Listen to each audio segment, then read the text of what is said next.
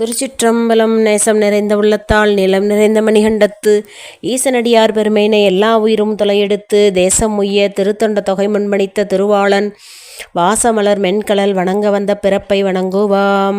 தில்லைவாழ் அந்தனரே முதலாக சீர்படைத்த தொல்லையதாம் திருத்தொண்டர் தொகையடியார் பதம் போற்றி ஒல்லையவர் புராணக்கதை உலகறிய விரித்துரைத்த செல்வமளி குன்றத்தூர் செக்கிலார் அடி போற்றி. திருச்சிற்றம்பலம். எல்லாம் வல்ல அங்கேற்கண்ணியுடனாகிய அளவாய் சொக்கநாத பெருமானுடைய ஒப்பற்ற தனிப்பெரும் கருணையினாலும் நமது சமயக்குறவர்கள் சந்தானக்குறவர்கள் திருமுறை ஆசிரியர்களுடைய குருவர்களாலும் இன்றைய தினம் கலிய நாயனாருடைய குருபூசை திருநாள். இந்த நல்ல நாளிலே அவருடைய அருள் வரலாற்றை சிந்திக்க இருக்கின்றோம். ஓங்கிய புகழுடைய தொண்டை நன்னாட்டில் சிறப்புற்று விளங்குகின்ற திருத்தலம் திருவொற்றியூர். அது தொண்டை நாட்டு கடற்கரையில் பூலோக சிவலோகமாக விளங்குகின்றது. காவிரி பூம்பட்டினத்திலே அவதரித்த பட்டினத்தடிகள் இத்தலத்தில்தான் முக்தி பெற்றார். வாவியெல்லாம் தீர்த்தம், மணலெல்லாம் வெந்நீர், காவணங்களெல்லாம் கணநாதர்.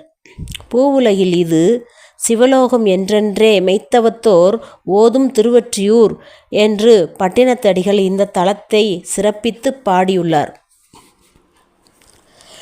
காருலாவு சோலையும் தேருலாவு வீதியும் உடைய அந்த பதியில் செந்தமிழ் பதிகம் ஒளியாது பாடும் மண்டபங்கள் நிறைந்திருந்தன. பெண்மணிகளின் நடனங்கள் ஒளியாது நிகழும் அழகிய அரங்கங்களும் பல வாத்தியங்கள் ஒலிக்கும் வீதிகளும் விழா ஒளியாத தெருக்களும் அன்னதானம் ஒளியாது புரியும் திருமடங்களும் தாழை பொன்னை சண்பகம் முதலிய மலர் நிறைந்த மரங்களும் அங்கு அழகு புரியக்கூடியதாக இருக்கக்கூடியது திருவொற்றியூர் என்னும் திருத்தலம். அத்தகைய திருத்தலத்தில் உள்ள சக்கரப்பாடி தெரு எண்ணெய் வாணிபம் புரியும் வாணிபர்கள் அத்தெருவில் வாழ்ந்து வந்தனர். அவர்கள் குலம் செய்த புண்ணியத்தால் கலிய நாயனார் அவதாரம் செய்தார். அவர் மிகுந்த செல்வம் படைத்தவர், திருவருள் நெறியில் நின்றவர், சிவபெருமானுக்குரிய தொண்டுகள் புரிய முயன்றார்.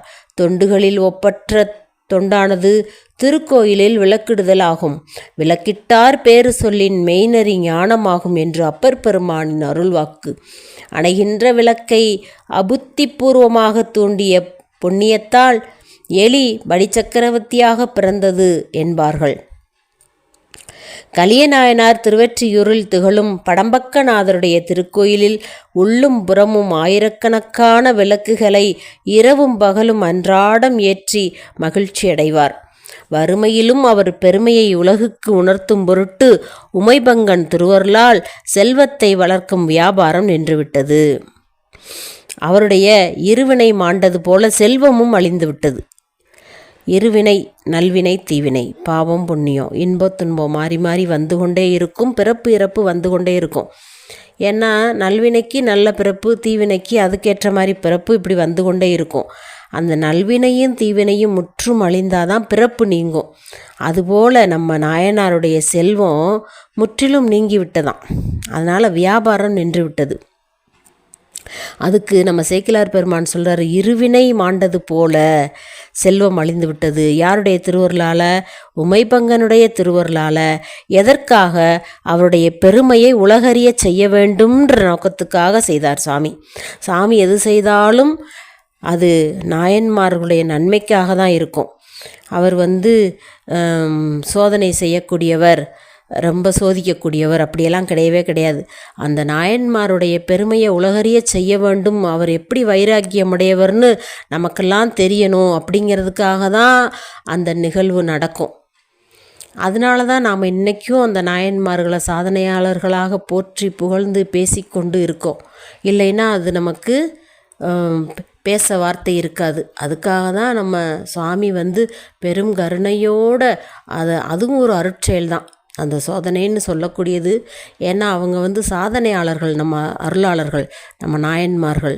அவருக்கு தெரியும், சாமிக்கு தெரியும், நமக்கு தெரியணுங்கிறதுக்காக தான் இந்த சோதனை. அதுபோல் அவருடைய செல்வம் அழிந்து விட்டது. தமது குலத்தார்களிடம் எண்ணெய் வாங்கி ஆங்காங்கு சென்று விற்றார். இப்போ இவரே எண்ணெய் செக்கு வைத்து ஆட்டி அவர் சொந்தமாக விற்பனை செய்து அதிலிருந்து நம்ம விளக்கரிச்சுக்கிட்டு இருந்தார் திருக்கோயில்களுக்கு. இப்போ அது நின்று போனதுனால சுற்றத்தார் சொந்த பந்தம் எல்லார்கிட்டையும் அவங்க ஆட்டுற எண்ணெயை வாங்கி விற்று அதன் மூலமாக வரக்கூடிய வருவாயை வைத்து திருக்கோயிலுக்கு திருப்பணி விளக்குகள்லாம் செய்துக்கிட்டு வர்றார். சில காலத்துக்கு பின்னாடி இவர் பால் எண்ணெய் தந்து விற்க செய்யும் செயலையும் குலத்தினர் விட்டுவிட்டார்கள். அதான் இந்த சொந்த பந்தம்னு சொல்லக்கூடியவங்க பாருங்கள் என்ன பண்ணியிருக்காங்கன்னா, எண்ணெய் கொடுத்து விற்றுட்டு வர சொன்னவங்களும் அதுக்கப்புறம் அதை கொடுக்கறதில்ல. அதனால் இவருக்கு கூலியும் கிடைக்கல. கலிய நாயனார் மனம் தளர்ந்தார். எண்ணெய் ஆட்டியும் பக்குவத்தில் எண்ணெய் இறக்கியும் செக்கு மாட்டை ஓட்டியும் அதனால் வரும் கூலியை பெற்று விலக்கிட்டு தமது தொண்டை இடைவிடாமல் செய்து வந்தார். செக்கு ஓட்டும் தொழில் புரிவர் பலர் ஏற்பட்டதனால் அத்தொழிலும் இவருக்கு கிடைக்கவில்லை. அதுக்கும் வினை வந்து விட்டது. செக்கு ஓட்டுறதுக்கு பலர் முன் வந்து அந்த தொழிலை செய்கிறதுனால இவருக்கு அந்த பணியும் கிடைக்கல. ஆகவே தமது வீட்டையும் வீட்டிலுள்ள பன்றங்களையும் வீட்டில் இருக்க பொருள்களையெல்லாம் விற்று வீட்டையும் விற்று அதன் மூலமாக விளக்கிட்டு சாமிக்கு ஒளியேற்றுகின்றார். அதுக்கு பிறகு பார்த்திங்கன்னா எதுவுமே இல்லை. பின்னர் ஒன்றும் இன்மையினால் தனது மனைவியாரை விற்க முயற்சி செய்தார். இப்போ விற்கிறதுக்கு எதுவுமே இல்லை அப்படின்னோடனே வீட்டில் யார் இருக்காங்க? மனைவி மட்டும் இருக்காங்க. இவங்கள விற்று நம்ம விளக்கரிப்போம் அப்படின்னு சொல்லி அவங்கள விற்கிறதுக்கு முயற்சி பண்ணுறாரு. ஆனால் அந்த அம்மையாரை வாங்கிறதுக்கு யாருமே தயாராக இல்லை. அதனால் என்ன செஞ்சாராம், திரும்ப கோயிலுக்கு வர்றார். கலிய நாயனார் படம்பக்கநாதருடைய திருக்கோயிலுக்கு வந்தார். அன்று விளக்கிட ஒரு சாதனமும் இன்றி உள்ளம் தளர்ந்தார். விளக்கிடும் தொண்டு இல்லையேல் அடியேனும் இல்லை என்று துணிந்தார். விளக்கே சாமிக்கு போட முடியல, அப்புறம் எதுக்கு இந்த உயிர், எதுக்கு வாழணும் என்று துணிந்து அகல் விளக்குகளை வரிசையாக அமைத்து அகழ்தோறும் திரியை இட்டு எண்ணெய்க்கு பதிலாக தனது உதிரத்தையே தனது இரத்தத்தையே நிரப்ப எண்ணி வாள் கொண்டு தனது கழுத்தை கண்டத்தை வாளால் அறிந்தார். சிவபெருமான் நேரே அவருடைய திருக்கரத்தை பிடித்து கொண்டு அருளினார். சாமி பெருங்கருணையாளன். அடியார்களுக்கு ஒரு துன்பம்னா அவரால் தாங்கிக் கொள்ளவே முடியாது. அவர் போல பெருங்கருணை. அதனால தான் மாணிக்கவாசர் பெருங்கருணை பேராரே அப்படின்னு சொன்னார். அவருக்கு கழுத்தை அறிய போன உடனே அவருடைய திருக்கரங்களை சாமி பற்றி கொண்டார். பற்றி கொண்டு சொல்கிறார். உடனே விடை மீது காட்சி கொடுக்குறார். அந்த கழுத்தை அறிந்த இடமெல்லாம் அகன்று நல்லா சரியாகிவிட்டது. அப்படியே பார்க்குறாரு கலிய நாயனார். அவருடைய கரங்கள் தலைக்கு மேலே குப்பி கண்களில் அருவிப்பாய நிலத்தின் மேல் பல முறை விழுந்து பணிந்து எழுந்து போற்றி துதித்து பாடுறார். அப்போ சிவபெருமானோட அருளால் அவரோடு சிவபதம் சென்று ஆறா இன்பம் அமுதம் அருந்துவாராயினார். நமக்கெல்லாம் அமுதம் எதுனா இறைவனோட திருவடி தான். மற்ற எல்லாம் துன்பந்தான். நாமெல்லாம் எதையெல்லாம் இன்பம்னு நினைத்து கொண்டிருக்கோமோ அது எல்லாமே துன்பந்தான். ஆனால் நாம் இன்பம்னு நினச்சி கொண்டிருக்கோம். இதெல்லாம் துன்பம்னு உணர்ந்தவர்கள் தான் நம்ம திருமுறை ஆசிரியர்கள், நம்ம நால்வர் பெருமக்கள், நம்மளுடைய 63 நாயன்மார்கள், அருளாளர்கள். அதனால தான் அவங்க இறைவன் திருவடியையே பற்றி கொண்டு இருந்தது. வேறு எதையும் பற்ற மாட்டாங்க.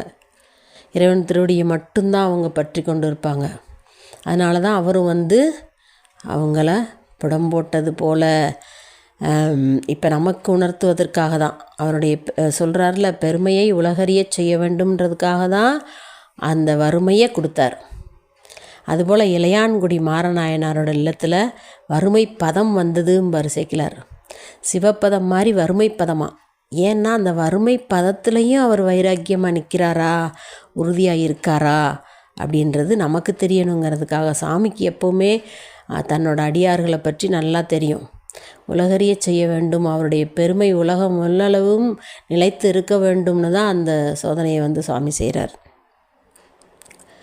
அப்படி ஒவ்வொரு நாயன்மார்களும் சோதனைகளை சாதனைகளாக மாற்றியவர்கள்.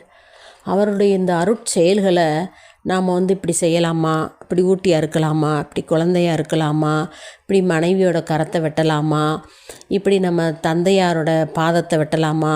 ஏன்னா சண்டேச நாயனார் வந்து பால் குடத்தை, அதாவது சிவபூசைக்கு வைத்திருந்த பால் குடத்தை எட்டி உதைச்சதுனால அவருடைய பாதங்களை வெட்டினார். என்ன இருந்துச்சு அந்த இடத்துல? ஒரு இதுதான் இருந்துச்சு, ஒரு கோல். அந்த கோல் எடுத்தார், மழுவாக மாறிச்சு, வெட்டினார். நேற்று பார்த்தோம், கோட்புலி நாயனார் தன்னுடைய சுற்றத்தார் அத்தனை பேரையும் வெட்டினார். ஏன்? சாமிக்கு வச்சுருந்த செந்நெல். அந்த நெல் வந்து சாமிக்கு மட்டுமே அமுதுக்குரியது, அதை யாரும் உண்ணக்கூடாதுன்னு சொல்லிட்டு போருக்கு போகிறார். வந்து பார்க்குறாரு, சுற்றத்தாரெலாம் பஞ்சம் காரணமாக அதை எடுத்து சமைத்து சாப்பிட்டாங்க.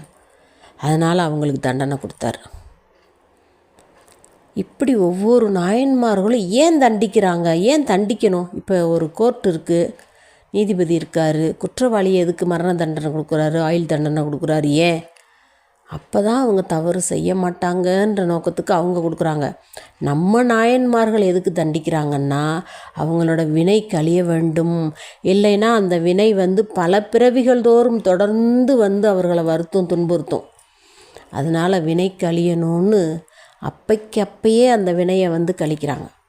அதனால தான் அவர் கையினால் வெட்டுண்ட அத்தனை பேரும் சிவபதம் அடைந்தார்கள் அப்படின்னு நம்ம பார்க்குறோம். அதுக்காக தான் அவங்க அது கருணை செயல். அது அறக்கருணை மரக்கருணை சாமி செய்கிறார். 2 கருணை செய்கிறார் சாமி. அறக்கருணைங்கிறது நேரடியாக அருள் செய்கிறார். மரக்கருணை என்பது மறைமுகமாக அருள் செய்கிறார். சூரபன்மனுக்கு எப்படி முருகப்பெருமான் அருள் செய்தார்? அவர் என்ன சூரபன்மனை வதம் பண்ணார், 2ஆம் மாதிரி சேவலும் மயிலுமாக அருகாமையிலே வச்சுக்கிட்டார். இதுதான் மரக்கருணை. முப்புறங்களை சாமி எரிச்சார் 3 அசுரர்களை. கமலாட்சன், தாராட்சன், வித்யுன்மாலியு 3 பேர், 3 அசுரர்கள் வந்து 3 கோட்டைகளை அமைத்து அவங்க நினச்ச இடத்துக்கெல்லாம் பறந்து போய் அங்கங்கே இருக்க தேவர்களை ரொம்ப துன்புறுத்துனாங்க. அவங்க வேண்டுகோளுக்கு இணங்க முப்புறங்களை எரிக்கிறார் சாமி. அப்போ என்ன பண்ணார்? 2 பேரை வாயில் காவலர்களாக வைத்து கொண்டார். அதில் ஒரு அசுரனை குடமுலா வாசிக்கிறதுக்கு வச்சுக்கிட்டாராம், வாத்திய கருவி வாசிக்கிறதுக்கு. அது ஒரு மரக்கருணை. இதுபோல் நேரடி அருள் செய்கிறது அறக்கருணை, மறைமுகமாக அருள் செய்வது மரக்கருணை. இப்படியெல்லாம் அசுரனுக்கும் மரக்கருணை செய்கிறார் சாமி. அதுபோல் நம்ம நாயன்மார்களுக்கு அறக்கருணை நேரடியாக வந்து பாருங்கள். நம்ம கலிய நாயனாரோட திருக்கரங்களை அப்படியே பிடித்து கொண்டாராம் அந்த கழுத்தை அறிய முற்படும் போது. அப்போ எவ்வளவு கருணை பாருங்கள். எந்த சாமியாவது இப்படி வந்து கையை தொட்டு பிடித்து தடுத்திருக்கார்? எவ்வளோ பெரிய பாக்கியம், புண்ணியம்.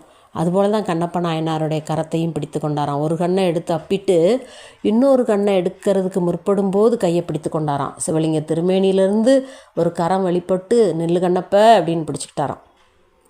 அப்படியெல்லாம் நம்ம சாமி வந்து நம்ம அருளாளர்களுக்கு தான் அருள் செய்வார். இதெல்லாம் வந்து வரலாறாக இருக்குது, புராணமாக இருக்குதுன்னு நினைக்காதீங்க. எல்லாருக்கும் எந்த நேரமும் அருள் செய்வதற்கு தயாராக இருப்பார். நாம் தான் அவரை பிடித்து கொள்ள தயாராக இல்லை. நாம் அவரை பிடித்து கொண்டோம்னா நம்மளுக்கும் எப்பவும் துன்பமே இல்லை, என்னாலும் இன்பமே என்று நம்ம அருள் ஞானி நம்ம திருநாவுக்கரசு சாமிகள் சொன்னது போல் இன்பமாக வாழுவோம், இறைவனுடைய திருவடிகளை பற்றி கொள்வோம். இன்றைய தினம் நாம் கலியநாயனாருடைய அருள் வரலாற்றை சிந்திப்பதற்கு துணை செய்த குருவர்களுக்கும் திருவர்களுக்கும் அடியார் பெருமக்களுக்கும் நன்றியும் வணக்கத்தையும் கூறி நிறைவு செய்கின்றேன். திருச்சிற்றம்பலம்.